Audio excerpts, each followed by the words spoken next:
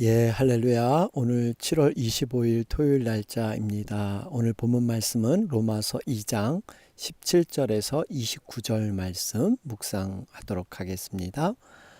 유대인이라 불리는 내가 율법을 의지하며 하나님을 자랑하며 율법의 교훈을 받아 하나님의 뜻을 알고 지극히 선한 것을 분간하며 맹인의 길을 인도하는 자요 어둠에 있는 자의 빛이요 율법에 있는 지식과 진리의 모본을 가진 자로서 어리석은 자의 교사요 어린 아이의 선생이라고 스스로 믿으니 그러면 다른 사람을 가르치는 내가 내 자신은 가르치지 아니하느냐?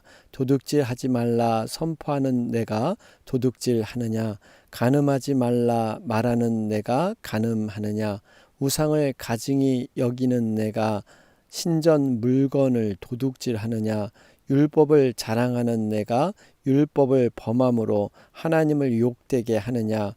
기록된 바와 같이 하나님의 이름이 너희 때문에 이방인 중에서 모독을 받는도다. 내가 율법을 행하면 할례가 유익하나 만일 율법을 범하면 내 할례는 무할례가 되느니라. 그런즉 무할례자가 율법의 규례를 지키면 그 무할례를 할례와 같이 여길 것이 아니냐. 또한 본래 무할례자가 율법을 온전히 지키면 율법 조문과 할례를 가지고 율법을 범하는 너를 정죄하지 아니하겠느냐. 무릇 표면적 유대인이 유대인이 아니요 표면적 육신의 할례가 할례가 아니니라. 오직 이면적 유대인이 유대인이며 할례는 마음의 할례이니 영에 있고 율법 조문에 있지 아니한 것이라.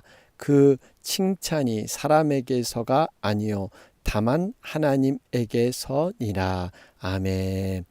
예, 우리가 계속해서 지금 로마서 1장 18절부터 3장 20절의 내용은 이신득이라 그러죠. 믿음으로 말미암아 의인은 믿음으로 말미암아 살리라.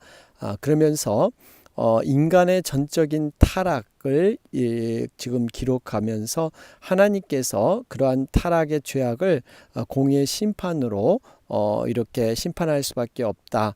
인간의 전적인 무능함, 하나님 앞에 우리 인간은 구원을 위해서 아무것도 할 수 없는 스스로 행위로 구원받지 못하고 하나님의 전적인 은혜로만 가능한, 그러면서 유대인과 헬라인 인간은 모두 죄인일 수밖에 없다 하는 것들을 우리가 앞에 말씀에서 계속 말씀해 주셨습니다. 그러면서 이제 어제 말씀이었죠. 드디어 예수 그리스도로 말미암아 복음, 우리 16절 말씀이었습니다. 나의 복음에 이른 바와 같이 하나님이 예수 그리스도로 말미암아, 그렇죠? 여러분, 예수 그리스도를 통해서 온전한 복음이 완성되는 줄로 믿습니다. 자, 그런 가운데 여러분 오늘 17절 말씀을 보면 유대인이라 불리는 내가, 그래, 유대인이라 불리는 내가. 여러분, 이 유대인이라고 불린다, 이 유대인에 대한 의미를 좀 우리가 새겨볼 필요가 있습니다.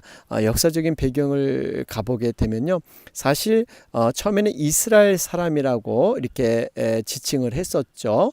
그런데 BC 722년 북이스라엘이 아수르에 의해서 멸망을 당하게 됩니다. 여러분, 북이스라엘은 10지파가 속해 있었죠.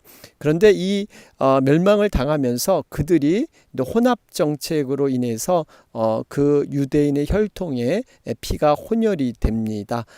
그 이후로 이제는 남쪽 유다 지파만 이렇게 유일하게 남게 되죠.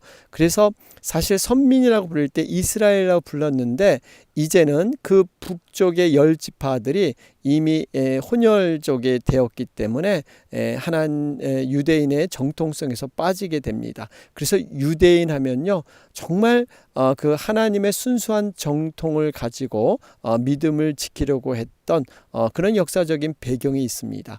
그런데 이런 유대인이라고 불리는 너가, 여러분, 얼마나 이들에게는 정말 이 자긍심이 있었겠습니까? 역사적으로 우리는 혈통을 끝까지 믿음으로 지켰다 하는 그러한 명예로운 이름, 정말 그들에겐 자존감이 있는 이름이 바로 유대인의 이름이었습니다. 여러분, 이렇게 명예로운 이름은 반드시 책임이 뒤따른다는 거예요. 여러분, 이것이 그냥 축하하고 정말 귀한 일이지만 그만큼 또 해야 될 책임. 그래서 우리가 성도라는 지위를 얻고 또 교회 내에서 여러 가지 직분을 우리가 갖게 되는데요. 우리가 역할과 직분이라는 생각을 해볼 때 이 역할, 사명, 이런 것들을 우리가 잘 감당해야 합니다. 단순히 선민이고 그 신분의 직분이 어떤 지위로서 어떤 높고 낮음의 어떠한 지위로서만 그것이 여겨서는 안 된다는 것이죠. 여러분, 우리가 보통 국민이 돼도 권리가 있고 의무가 있습니다. 우리가 할 수 있는 권리, 사람들은 권리는 많이 주장하는데 해야 될 의무에 대해서는 기피하는 경향이 있습니다. 마찬가지로 우리가 정말 직분자로서 살아갈 때 우리가 해야 될 역할이 뭔가, 사명이 뭔가, 그것을 참 하나님께서 세워주신 이유는요, 이스라엘 백성도 이방 민족과 하나님 사이에서 중보자적인 역할을 하기 위해서 세워졌는데 그들은 자신만이 하나님께 택함 받았다고 교만으로 섰기 때문에 하나님께서 책망할 수밖에 없었습니다. 여러분, 우리가 반드시 이러한 관점에서 하나님의 그 직분, 분명히 섬기라는 직분입니다. 이것은 위로 더 올라가는 직분이 아니라 어떻게 하나님의 사람으로서 더 섬김을 가질 것인가, 우리는 그러한 정말 생각을 해봐야 합니다. 자, 그러면서 여러분 17절에 보면 특별히 이 유대인이라 불리는 내가, 사실 유대인들을 지금 경책하며 지금 바울이 야단치기 위해서 이 글을 쓰는데, 그래서 21절을 보면 그러면 다른 사람을 가르치는 내가 내 자신은 가르치지 아니하느냐, 그러면서 이런 말이 시작되는데, 그럼에도 불구하고 이 유대인에 대해서 참으로 좋은 점도 이 바울은 기록하고 있다는 것입니다. 우리 18절에 보면요, 율법의 교훈을 받아 하나님의 뜻을 알고 지극히 선한 것을 분간하며 맹인의 길을 인도하는 자요. 여러분, 이걸 보면 참 바울은 객관적인 그러한 정말 시야에서 이 글을 기록했다 하는 것을 볼 수가 있습니다. 사람들은 흔히 어떠한 그 사람의 단점을 하나 이렇게 보이게 되면, 또 자신의 마음에 들지 않게 되면 그 한 가지 때문에 전부가 다 안 좋게 보이는 이러한 경향들이 있죠. 그러나 분명히 바울은 객관적인 상황에서 사람의 장단점을 분별해내는 그러한 지혜를 갖고 있었습니다. 예수님께서도 사실 이 나다나엘을 처음 만났을 때, 여러분 사실 선입관을 가질 수가 있었습니다. 나다나엘이 빌립으로부터 예수님에 관한 소식을 듣게 되죠. 그랬더니 나다나엘이 약간 지역 차별적인 얘기를 해요. 나사렛에서 무슨 선한 것이 날 수 있겠느냐, 이러한 생각을 갖고 있었죠. 그런데 예수님께서는 그것을 정죄하거나 그렇지 않았습니다. 오히려 나다나엘을 볼 때 예수님께서는 보라, 이는 참 이스라엘의 사람이라 그 속에 간사한 것이 없도다, 그러죠. 그러면서 빌립이 너를 부르기 전에 내가 무화과 나무 아래 있을 때 너를 보았노라. 여러분, 예수님께서는 편견 없이 이렇게 나다나엘을 대해 주시는 그러한 모습을 볼 수가 있습니다. 여러분, 우리가 평소에 정말 이 본질이 무엇이고 비본질이 무엇인가, 정말 하나님께서 원하시는 것이 뭐고 내 개인적인 생각이 무언가를 우리는 구별해 낼 줄 알아야 합니다.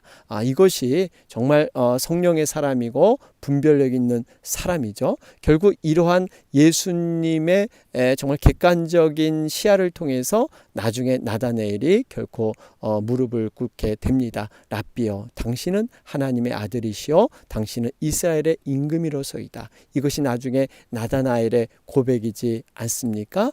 여러분, 그렇기 때문에 우리가 객관적인 시야를 갖기 위해서 많은 그런 성령의 의지함을 갖고 나가야 합니다. 자, 그런 가운데 여러분 23절 우리 24절 말씀을 보면 율법을 자랑하는 내가 율법을 범함으로 하나님을 욕되게 하느냐?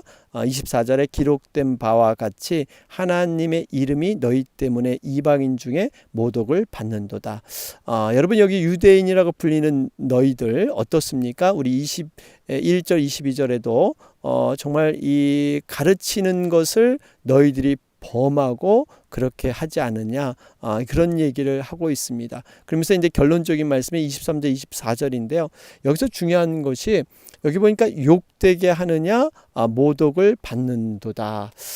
여러분 사실 유대인들 입장에서는 하나님께 정말 이렇게 욕되지 않고 모독을 안 시키기 위해서 그들은 이 율법을 가지고 얼마나 많은 조항을 또 만들어서 그걸 지켜나가길 원했습니까? 또 십계명에 보면요, 하나님의 이름, 신성 모독이라 그러죠. 여러분 이름까지도 정말 소중히 정말 다루고, 여러분 예수님께서 사실 신성 모독죄로 이렇게 억울하게 몰리지 않았습니까?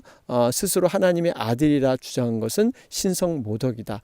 그런데 지금 유대인들이 이렇게까지 열심히 하나님의 이름이 욕되지 않기 위해서 애쓰는데 과연 그들이 뭘 했기 때문에 이렇게 이방인들로 하여금 욕되게 만드는 일을 만들게 되었을까요? 어떤 이유였을까요? 여러분 이것은 이 사람들이 물론 직접적으로 자신이 가리키는 것을 행하지 않는 것, 자신은 이렇게 가르치고 이렇게 율법을 전하면서 행하지 않는 것에 대한 그러한 1차적인 이런 것이 욕된 것이고요. 또 하나를 보면은 이들이 가르치는 그 자체를 하나의 자신의 영광, 자신의 쾌락을 위해서, 즐거움을 위해서 이렇게 이것을 가르쳤다는 것입니다.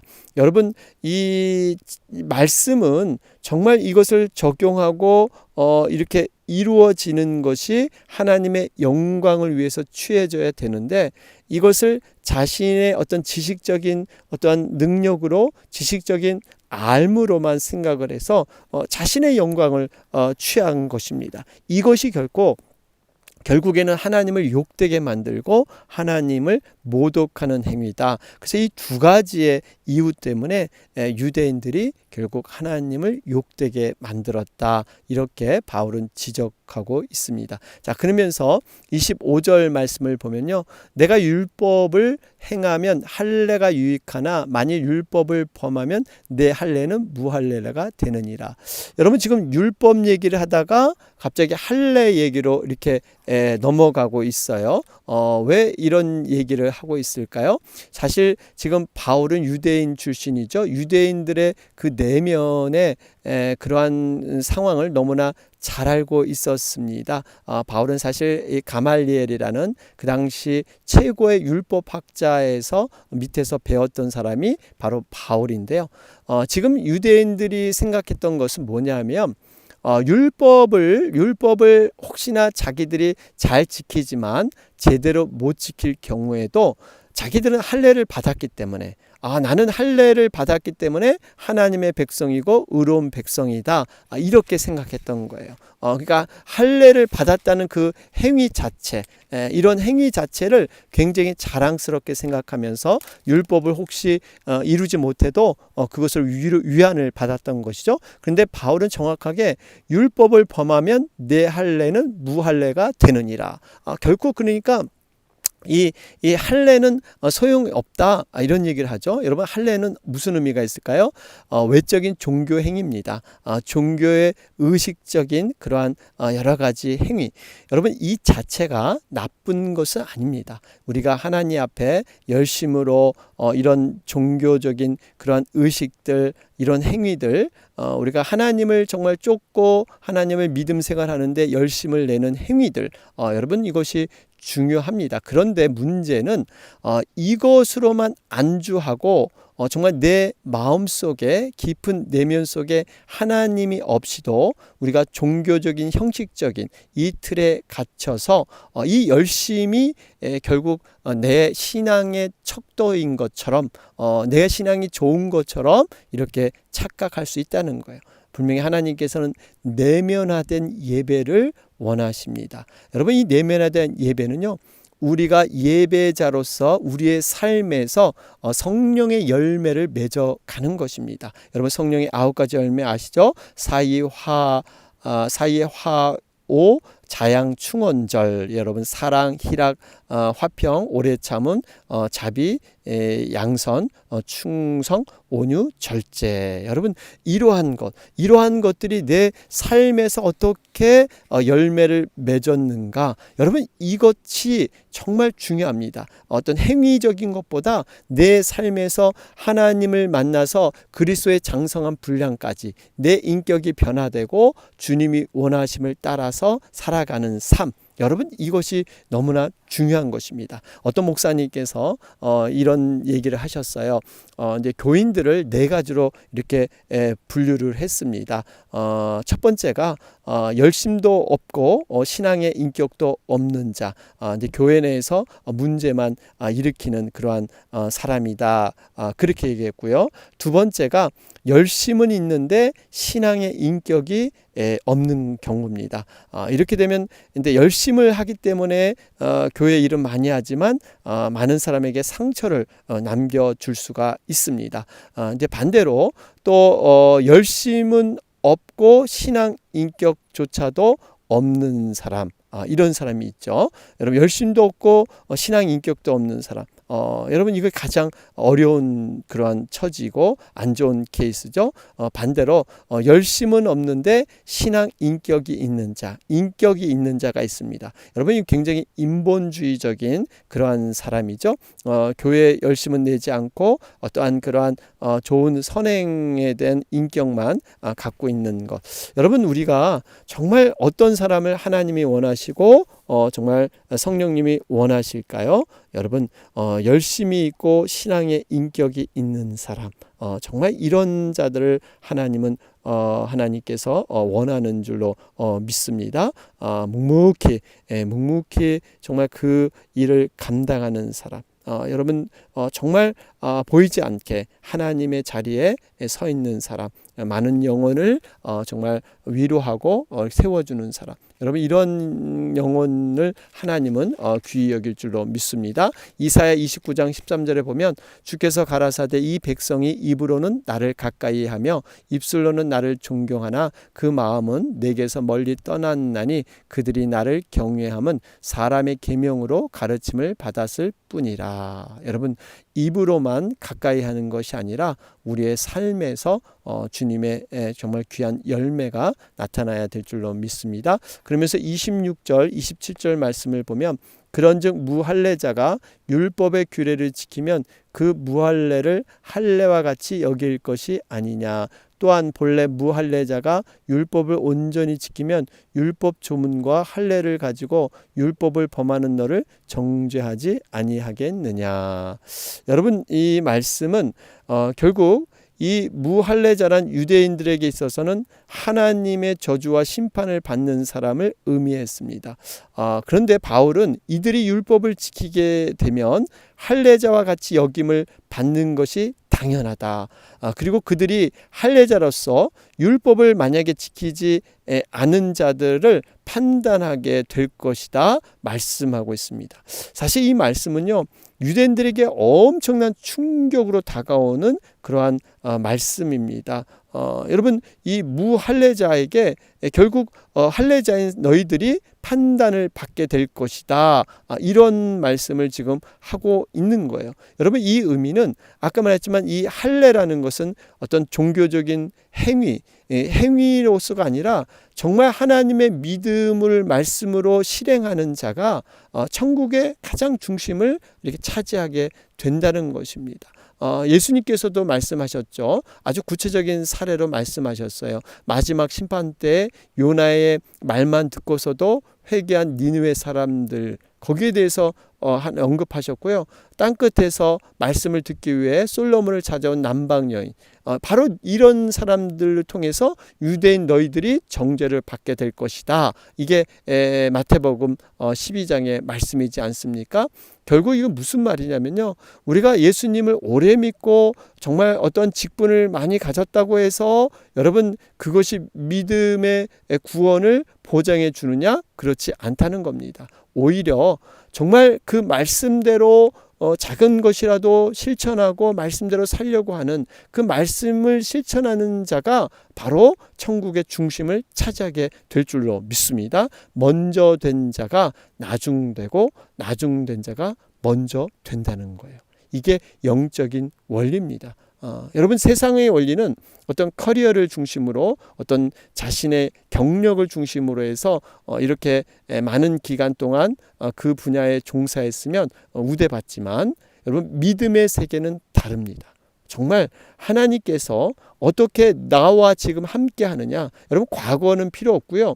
내가 얼마만큼 하나님의 그 인도함 가운데 하나님과 깊은 관계를 갖고 있느냐, 또 내 삶에서 얼마만큼 성령의 열매를 맺어가고 있는가, 내가 정말 주님의 그 인격으로 얼마만큼 성화되고 그분을 닮아가고 있는가, 여러분 이것을 통해서 하나님께서 우리의 믿음을 평가하실 줄로 믿습니다. 여러분 그렇기 때문에 우리는 반드시 좋은 나무는 좋은 열매 맺게 되어 있다는 것이죠. 우리가 하나님 앞에 믿음이 좋다는 것은 우리의 행위 속에서, 우리의 삶 속에서 그분이 분명한 열매로 드러나야 될 줄로 믿습니다. 자, 그러면서 28절 29절 결론의 말씀입니다. 무릇 표면적 유대인이 유대인이 아니요 표면적 육신의 할례가 할례가 아니니라. 오직 이면적 유대인이 유대인이며 할례는 마음에 할지니 영에 있고 율법 조문에 있지 아니한 것이라. 그 칭찬이 사람에게서 아니요 다만 하나님에게서니라. 여러분 우리가 진정한 할례가 뭐냐? 표면적 육신의 할례가 아니라는 거예요. 단순히 겉으로 드러나는 할례가 아니라 우리는 마음과 영으로 할례를 받아야 할 줄로 믿습니다. 여러분 이 할례라는 의미, 이미 사실 이 말씀 전에 예레미야 4장 4절에 봐도 예레미야 선지자가 할례를 가리켜 마음 가죽을 베는 것이다, 이렇게 얘기한 바가 있습니다. 사실 그보다 더 훨씬 이전에 모세가 또 할례에 대해서 마음에 하는 것이다, 신명기 10장에 얘기를 했죠. 여러분 이런 여러 가지 배경을 통해서 지금 바울이 제시하는 것이 마음의 할례, 마음 가죽을 베야 된다, 이런 말씀을 전해주고 있습니다. 여러분 이 할례라는 의미는요 세상과 구별된다는 뜻입니다. 이렇게 표피를 잘라내듯이 세상과 나는 구별된 것. 분명히 믿는 자는요 세상 사람들과 뭔가 달라야 됩니다. 삶의 기준이 다르고 목적이 달라야 합니다. 분명히 우리는 이런 할례자로서 살아야 되는 것이죠. 또 하나는 마음의 할례를 한다. 이게 무슨 의미일까요? 마음을 찢어야 된다는 것이죠. 마음을 찢는다는 것은요 교만한 마음을 내가 상처를 내서 스스로 낮아진다는 의미가 있습니다. 여러분 이 할례라는 것은 내가 가난한 심령이 되고 어린아이 심령이 돼서 하나님만을 온전히 바라보고 그분만을 나의 주인으로, 나의 왕으로 모시겠다 하는 겸허한 자세가 바로 이 할례이지 않겠습니까? 그래서 우리는 그 칭찬이 사람에게서가 아니요 다만 하나님에게서니라. 여러분 우리는 어떻게 이 할례를 받고 어떻게 살아갈 것이냐? 바로 하나님을 상대로 하나님 앞에서 살아가는 삶. 여러분 이것이 온전한 정말 이 이면적, 또 우리 영을 통해서 할례 받는 그런 진정한 하나님의 택한 백성의 모습이다라는 것을 보게 됩니다. 자, 오늘 말씀 정리해 보면 하나님이 보시는 것은 거듭난 속사람입니다. 우리의 겉의 행위의 열심, 행위의 어떠한 그 가치, 여러분 여기에 우리가 모든 걸 두지 않고 우리 마음속에 속사람이 거듭날 때 진정한 또 믿음의 모습으로도 우리가 세워진다는 것입니다. 오늘 말씀 우리 다시 한번 적용하면서 우리 또 기도로 나가도록 하겠습니다. 오늘 토요일 날짜입니다. 특별히 주님의 몸된 교회를 위해서 기도해 주시고요.